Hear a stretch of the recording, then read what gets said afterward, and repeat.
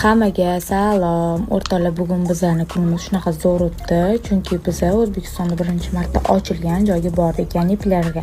Xo'p, ertalabdan tayyorlandik. Videoni boshida kiyim qaqay bo'lib qoldi. Kiyingiz qaqay bo'lib qolmadi emas, kiyimni alishtirgan deydi. Boshini oxiridan boshladim. Xullas, mana tayyorlanib ikkita bolani olib ketdik. Umuman bizani qiynashmadi bolalar. Solixa maza qilib cho'mildi. Solixani olib bormasdik. Bu yoqda sizni reklamangiz bo'lishi mumkin edi. Shartmi endi. Solixani bunaqa joyga olib bormagandik. To есть endi o'sha chet eldan beri umuman basseynga ham bormagandim. Dachalarga borardi-yu, suv bunaqa tushmasdi. Xullas, maza qilib aylanib, xullas o'zimizni, men to'g'risini aytaman, chet elga borgandek his qildim. Yo'q-a? Sizchi?